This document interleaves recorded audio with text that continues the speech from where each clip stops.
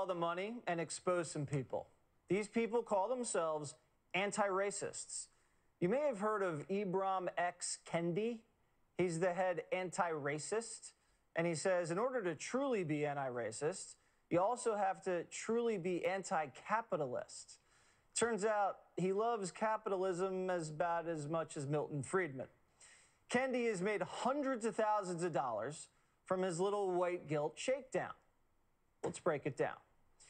Just in April last year, Kendi was paid $32,000 for an hour-long lecture on racial equity at the University of Virginia. That comes out to about $500 a minute. In September, he raked in 43 grand from the University of Wisconsin. 60-minute speech, little meet and greet, little anti-racist workshop, airfare and meals were covered, first class all the way, baby. He's not the only one. The author of White Fragility, whatever that means, Robin DiAngelo, is the head honcho of it all. And she got rich by calling whites fragile and saying crazy things like this. I'll never forget asking a group, okay, so what if you could just give us feedback on our inevitable and often unaware racist assumptions and behaviors? And I'll never forget this black man raising his hand and saying, it would be revolutionary. And you know, just take that in. I just want all the white people to just take that in. Revolutionary, that we would receive the feedback with grace, reflect, and seek to change our behavior. That's how difficult we are. Wow. That's how big a-holes we are. Wow, Jimmy Fallon. Turns out she's making over $728,000 a year. And that's just in speaking fees. She's charging anywhere between 30 and 40 G's a speech. Just an hour where she calls whites racist. And even makes money advising companies on white fragility. And she's charging up to $15,000 a sesh. So you may be asking, who would pay for that? Just so you get the idea, the Bill Gates Foundation and Amazon are some of her biggest clients. They're buying racial protection, maybe? Not sure. We don't know. Maybe they just like to be called racists. And then there's Nicole Hannah-Jones. She's the creator of that stupid 1619 project. You can blame her for the critical race theory thing in schools. So, just so happens, she has a $25,000 speaking fee. Show up for an hour, you give her 25 G's. Just last year, she was paid $50,000 by the Oregon State Education Department for 2 seminars where she criticized Martin Luther King's colorblindness. And these 3 are just the tip of the iceberg. There's a whole industry based on diagnosing and treating the existential crisis of racism in America.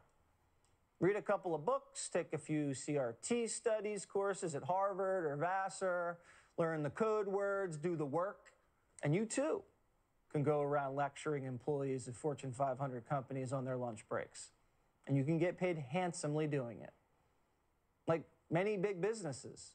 And this is a big business. The critical race theory industry is a cynical one. The weight loss company doesn't want you to lose weight. They want you to keep buying their shakes. The cigarette company doesn't want you to quit smoking. Big tech doesn't want you to log off. As long as the American public feels like it has to wash away its original sin of racism, critical race theorists will continue to make money hand over fist. And why mess up a good thing? After all, you don't kill the goose while it's laying golden eggs. You don't stop drilling a well when it's still full of oil. Well, unless you're Joe Biden. People like Kendi and DiAngelo aren't selling you a solution, they're selling you a problem. And it's one that can never be solved. But that's the point, isn't it? They don't care if their teachings make the world more or less racist. They only care about racism still happening so they can line their own pockets. Here now, co-chair of Project 21, Horace Cooper, and Heather McDonald, Manhattan Institute fellow and the author of Diversity Delusion. I didn't understand they could get paid this much by calling people racist, Heather. I mean, I should be doing this as a side hustle. Why haven't I figured this out? Well, leaving aside Kendi's anti-capitalist hypocrisy, you've got to admire his genius in monetizing himself. My favorite charge is the $5,000 to spend 45 minutes meeting and greeting with Wisconsin college students on top of the $40,000 he was already charging the school for the magnificence of his presence. I expect him to start charging $500 per selfie fees.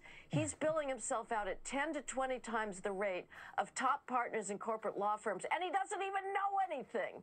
Now, collectively paying out millions of dollars to be harangued about racism is not the behavior of white supremacists. Indeed, this entire industry is founded on a lie. There's not a single mainstream institution that is not twisting itself into knots to hire and promote as many blacks as possible. Anyone who works in a corporation knows this. Anyone who works in academia, in the media, in banking knows this. If there's not proportional representation throughout the economy, the reason is the vast academic skills gap. The average black 12th grader reads at the level of the average white 8th grader, and 54% of black 8th graders do not possess even partial mastery of math skills. That's the problem that we and people like Kendi should be talking about. The problem is not racism, but they've made it taboo to talk about these issues. The only allowable explanation is racism, and as you say, Jesse, it's an incredibly lucrative lie. Horace, do you think the companies and the colleges know it's a little bit of a shakedown and they're just like, you know, buying some protection? Or do you think they actually want to feel guilty and they want to hear it for 40 to 50 G's a pop? Well, there's no doubt that we're living in a culture where when you highlight issues of race, people think they're going to have to stand up and salute smartly. Here's my problem is this isn't anti-racism discussion. This is racist discussion. If you listen to some of the nonsense, and a lot of it is nonsense, that these presenters bring to the table, it includes things like assuming certain things about people solely because they're white and solely because they're black. We used to call that bigotry when that was done instead of recognizing that people are individuals. Now, it's lucrative for these individuals to do these things, but it would be lucrative, too, if this were 1920, for David Duke to do this. The only difference is most people of good sense and goodwill understand they shouldn't say that and they shouldn't pay him. Yeah, it's like assuming I'm good at squash because I'm white. Not very good.